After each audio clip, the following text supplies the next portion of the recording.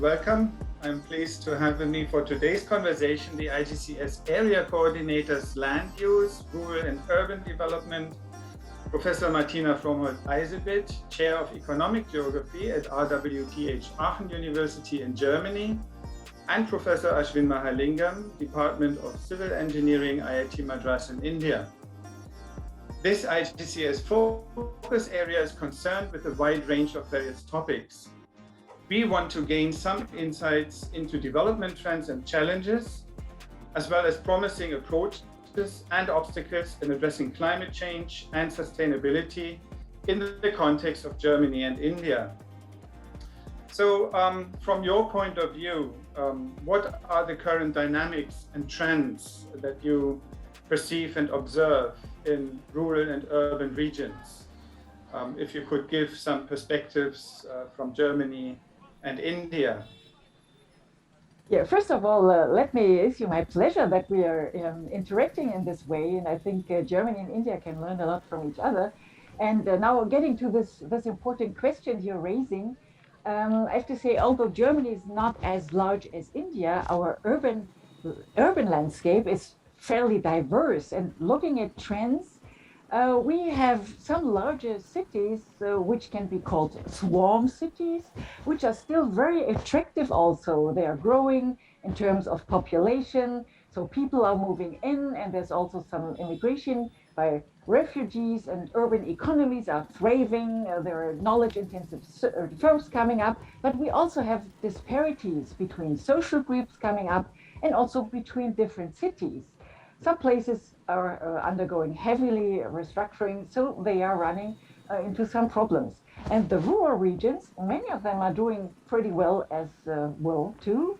And they are close to agglomerations, there are functional linkages. So people work in urban areas, but live in the pleasant surroundings of the urban places. And that's definitely not so much dynamics as in India, I suppose. Professor Mahalingam, what is your perspective on these questions in India, and maybe can also point out some of the commonalities and maybe differences? Thank you, Christoph. And again, it's a pleasure to be on this podcast. What's going on in India is partly similar to what's happening in Germany, and of course, partly different as well. Over the last several years, the Indian government has actually spent quite a bit of money in augmenting the infrastructure in rural areas. But despite this, most of the jobs are still found in cities. So in the recent past, we've had this huge trend of what we call rural to urban migration. And a lot of people moving out of rural areas and coming into cities, a little bit similar to what Professor Martina was talking about in Germany. What this has done is that, of course, it has led to cities expanding. It has led to increased construction activities. But also, a lot of this construction activity has happened in a relatively unplanned manner, as people have sort of just come into cities from the outside. And it's also people not just from the neighboring areas who are coming in. So it's not people who can necessarily commute back and forth. Because of economic opportunities, we have, for instance, migrant laborers from other states far up north in India who come down to places like Chennai, for instance, for in search of work on construction sites and in factories, manufacturing floors, and so on. So all of this has led to a large and in some cases haphazard urban agglomeration, which is, I think, the trend that we've been seeing in the recent past here in India. Part of it, again, is similar to what we're seeing in Germany, but part of it, the fact that people don't necessarily live close to where they work anymore, I think is one of the significant differences. Thank you. Would you see a turning point of these trends in India, especially in terms of the demographic trends, which project a certain type of growth also in the coming decades? And can we expect that this might maybe decrease within the Indian context? And maybe in Germany, the question is those of in-migration to supplement also the demand for skilled labor. So migration seems to be one aspect of development and how regions and countries and cities deal with this. So if I may say a few words on that, I think from the Indian context, we're looking at two opposing forces.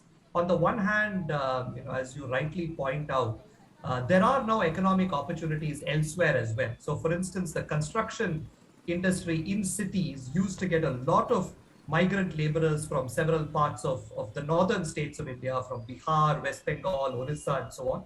And that has slowed down considerably because quite a bit of economic development has happened in those regions. And so people no longer feel the need to come in. But still, there is a disparity between the economic opportunities available in rural versus urban regions in a country like India. And therefore, it's not clear whether this trend will decrease significantly or substantially. I think what is clear is that the cities in India will continue to grow, perhaps not at an alarming rate, but will continue to grow nevertheless. And that brings with it a host of challenges that we can discuss. Getting to the situation of Germany, I have to say, well, we have some surprisingly similar trends to India. As I told before, there's some continuing attractiveness of the cities as workplaces, but I'm sure immigration does not take place in the amount of people as you experience in India. And we have a different structure, I guess, because also well-qualified people search jobs in the cities, following up education. But we have some severe problem coming up in connection with this. And this is, especially in the cities, the scarcity of housing for lower income people, because of the pressure of some educated people flowing in, rents are rising very much, and overall rising costs we see in the cities, and this also jeopardizes economic development. So we have to do something in order to lower the costs of living, but also for industrial premises. And some companies have even had to move out, so they're going to the suburbs as they used to do all the time, but also to more rural places. And we have substantial environmental problems. And I don't see this to change very much in the future. I think this is going on. And well, the rural areas, do I see a shift of trends? That's difficult to say. Some rural areas, especially those near to the cities, they are becoming attractive for older people to move out of the cities. So they're returning maybe to their place of origin. They find pleasant surroundings. Environmental quality is fairly good there, but we have problems with IT connectivity. So Germany is not so well in the field of digitalization, and broadband connectedness is sometimes not as it should be, especially in the rural areas. Yes, so these are quite diverse and very interesting points that you mentioned here already. And you already touched upon also environmental issues. So if we focus now considering climate change and also sustainability, given these trends that you described, which do you think would be the primary pressing key challenges in these contexts? I think sustainability is going to be a critical challenge from multiple perspectives. The fact that we have so many people coming in, or more or less implies that we'll have to start building quite a bit of housing. And this is a problem that Martina pointed out as well. And this will consume quite a large amount of building materials. And that then lets out a lot of carbon dioxide into the atmosphere. But it's not just the extra amount of housing that needs to be built. With that influx of people, we will also have water requirements that are going to increase, more wastewater and more solid waste that will have to be managed. And the city needs to find ways to do all of this. There are also mobility related issues. You have a large number of people coming in, probably finding places to stay where rental costs or land costs are cheap, but then having to travel long distances to get to their place of work. And again, there are likely to be quite a bit of emissions due to just the transportation that people do. Not to mention things like low-lying areas and water bodies that are critical to the hydrological balance of a region, which often end up being built upon as a result of this influx of people. So I think we're going to change the natural environment quite a bit. That is going to lead to considerable amount of emissions and also to a situation which lowers the general sustainability of the region in India, for sure. And of course, this might also be typical of other parts of the world. Now, what can we do about it? It's quite interesting. I think we really need to look at it from multiple angles. We've got to look at this from a perspective of planning. So we need, in my view, and this relates to a few projects that we've done recently with the city of Chennai, try to sort of simulate what Chennai's futures would be like, and then try to map or analyze each of those futures against how well would the city do hydrologically, how well would it do from a mobility perspective, how well would it do from a sustainability or carbon emission perspective, and then try to inform planners today in terms of what kind of plans or zoning should they actually adopt to lead to more sustainable futures. So I think that's sort of one set of interventions from the planning perspective. Second, I think from rules and standards and specifications, I think there are a lot of things that can be done from my perspective as a civil engineer, certainly looking at building materials, building systems, building processes, trying to eliminate some of the unsustainable materials and processes from the past, bringing in more sustainable materials and processes that we now understand better are also key interventions that we can look at to solve this problem of being able to manage a growing city without degenerating into unsustainable living. Yeah, well, following up on the situation in Germany, I can once again also point out some interesting similarities between climate change and sustainability problems in Indian areas and those in Germany. Well, as I said, we have a concentration of environmental and pollution problems in the cities, and this relates very much to the transport sector. And unfortunately, the recent COVID situation has not improved the situation, but aggravated it because there's too much individual motorized traffic. And people in COVID times, they use public transport less and less. And we also have these problems of long distance commuting from outside suburbs and living quarters for the people who need to come into the city for their jobs. I had an interesting PhD project which had been completed last year, which was on smart mobility issues. I think we can do much more with the powers of digitalization, using digital means for improving the sharing of transport. And this does not only apply to the urban areas, but also to rural options for mobility improvements and for sharing. So we are trying to do something about this, but I think it's still a hard way. And let me also highlight an important sustainability and climate change issue which has come up in rural areas in Germany. You might have heard about the flood events, the hazards we had. So there was one valley in Germany, the Ahr Valley, which had been completely devastated, and several hundreds of people have died, and large settlement areas had been destroyed. And now we run into this problem. How should this area be rebuilt? Actually, people should move to some higher lying ground, but it's very difficult to convince people to do so, although they should do it because in times of climate change, flood events have to be expected much more frequently. Thank you. I would like to pick up actually this buzzword or this keyword that you mentioned about smart city regions and smart approaches, because this has become also a national mission in India now. It's one of the flagship urban development strategies that the central government of India has also devised. And I would like to ask you, Ashwin, what are your thoughts about this, and maybe also in which manner are they implemented and approached? Is it really this kind of what people usually have in mind, high-tech implementation of high-tech and digital age projects, or can we also see this in another light in terms of urban development strategies and development plans? Thank you for that question. I think the smart city mission has really caught the imagination, at least for most people in India, if not countries around the world. And I think many cities in India deal with this very, very differently.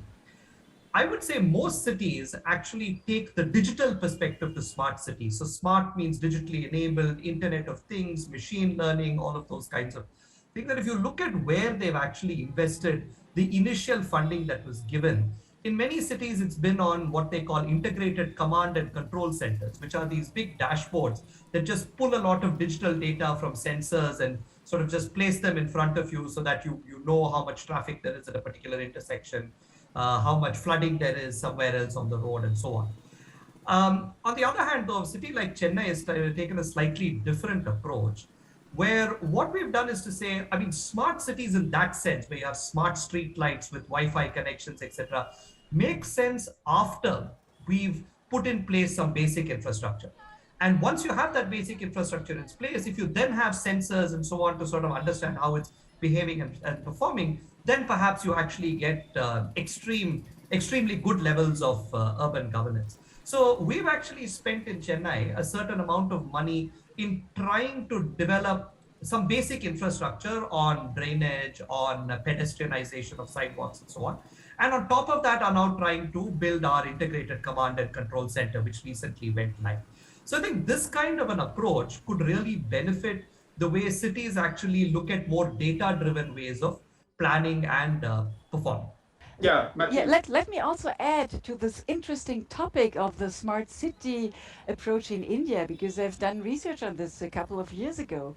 And there are a few things which I really admire about this approach, although it had been heavily criticized by some scholars. But what I liked is the very ambitious strategic approach. And as far as I noticed, it has really changed views of city, municipality officers on urban development. It changed procedures. There's much more integrated views because, different fields of activity had to be connected, functionally brought into one idea of planning. And you also see there had been more idea of we have to take in private partners from outside in order to proceed towards smart city ideals. So while India may never really produce the product of a smart city in the end, the procedures which have been launched are very useful also for other fields of urban development. Yes, I would like to come to a point that both of you have mentioned, and which might also provide an interesting way to collaborate, as the IGCS is a product of Indo-German collaboration. When we look at the impact that climate change has, Martina, you mentioned the really heavy flooding of the Ahr Valley in Western Germany. And we are confronted with similar situations in India, across cities, but also outside and on the fringes of urban regions, in fact. At the same time, in Germany, increasingly urban heat islands and also drought periods challenge regions, and also, of course, with an impact on cities as such, with periods of extended and protracted heat. Would you think that there could be a valuable exchange of these experiences and expertise that India, for example, has dealing with droughts and also with water management in different ways, so that this could be a two-way process of learning from each other? What are your opinions on this? Who would like to start? Yeah, I have a few thoughts on that. So first of all, absolutely. I think there are a lot of ways in which knowledge can be shared across geographies. I mean, I feel every city is a living laboratory, whether it's a city in the same country or whether it's a city in a neighboring country or in a different continent. I think they're all living laboratories, and I think there is quite a lot to learn, not only on how to do certain things, but also how not to do other things. So certainly, I think there are a lot of benefits to collaboration. Just to sort of take a specific example, you were just mentioning heat islands in German cities. But the same issue is now occurring in Indian cities as well, because we are building so much that we are concretizing a large portion of our cities. As a result of which, we now have these heat islands that we need to deal with in a way we probably did not need to deal with earlier. So perhaps this is a good time to look at cities in other parts of the world, in Germany in particular, to see what are the strategies that they've adopted. Of course, we'll have to adapt those strategies to our climatic conditions, our institutional frameworks, and so on. So these are not plug and play.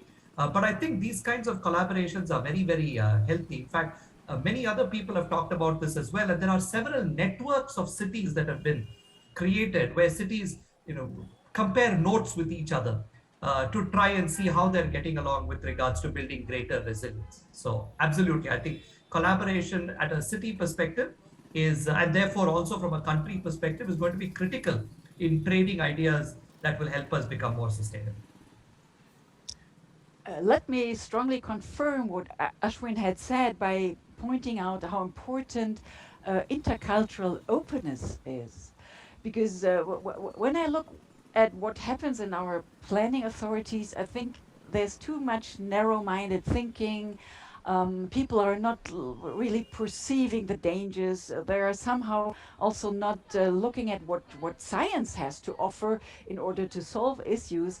And I think when we manage to open up minds and get more interest in how are things solved in other parts of the world, be it India or other parts of Asia, I think this can be mutually very beneficial. And I'm hoping very much towards the younger generation, because when you ask me how should we induce change towards how to deal with all these problems in urban and rural areas, I think this is very much a human capital issue. So I'm hoping for much more younger people to be employed in all the planning and development jobs, which younger people which have received training in environmental concerns and also social concerns, who know about the new concepts we have, like the smart city or the sponge city, and who have most of all an international outlook and are willing and eager to learn from others. Yes, very, very nice. And this brings me, in fact, to this point that you raised, but we did not really touch in detail. And this is this whole question, how these challenges are being addressed. What is the response to climate change challenges, sustainability challenges, but also the whole question of socioeconomic development?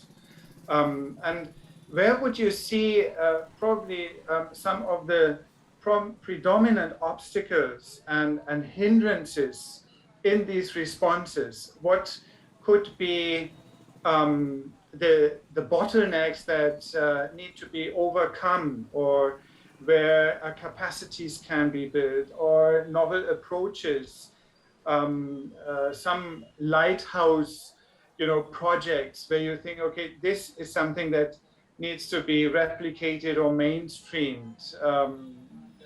How do you perceive that? So I think the first part is to first generate awareness.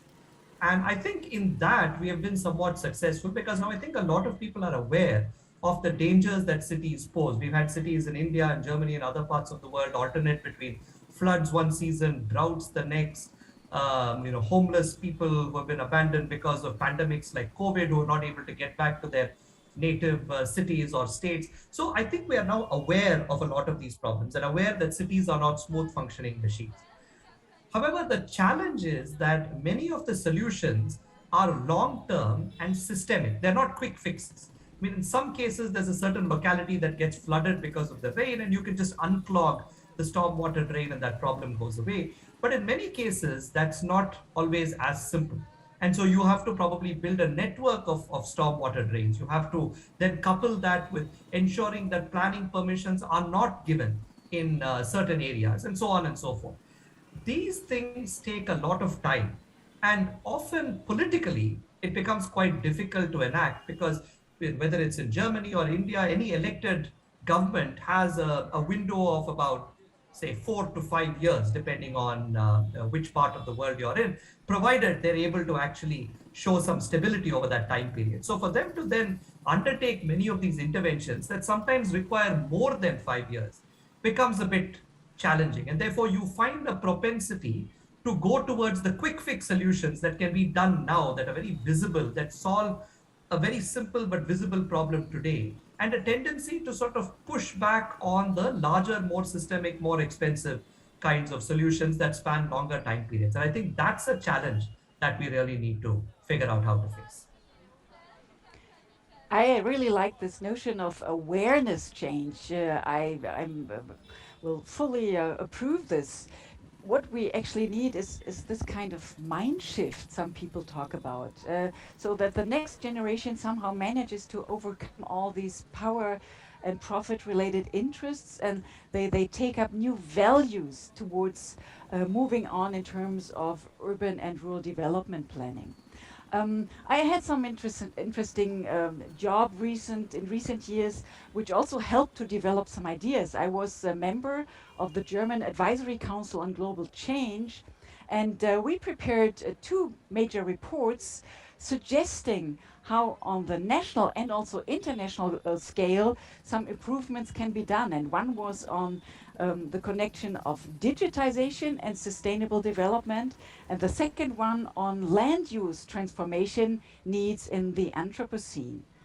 And there's such a broad range of solutions which could be used, but have not been used due to, well, the profit interests of those in charge now. We really need this awareness change of all those in charge in order to, well, pick up the options which are there and put them into practice.